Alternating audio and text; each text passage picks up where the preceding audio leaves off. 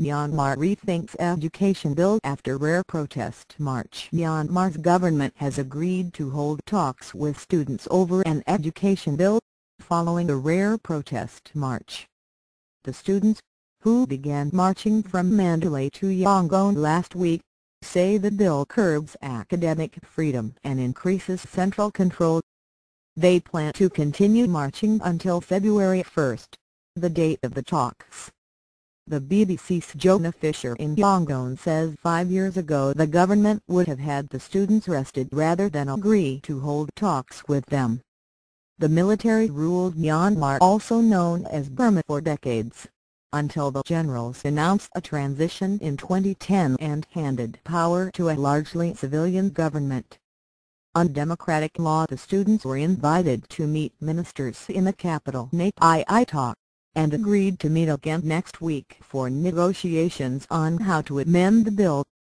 They are expected to be joined by President Thein Sein, who had earlier urged Parliament to address students' concerns. An unnamed official was quoted in local media saying that the government agreed in principle with some of the demands by the students. The students believe the new education bill is undemocratic and centralizes control over higher education institutes.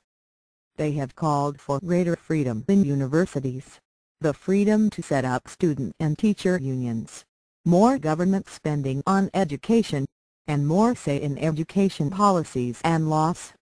The students had initially held a 4-day strike in Yangon last November, but the government did not respond to their demands. On January 20, the protesters began their unauthorized march and were joined by monks and activists along the way. The procession swelled to about 300 on Tuesday when they had a tense standoff with police in a remote rural area near Mandalay. They were eventually allowed to continue. The government's invitation to talks was issued to the students soon after that incident. Student activists have been at the forefront of several major uprisings in Myanmar,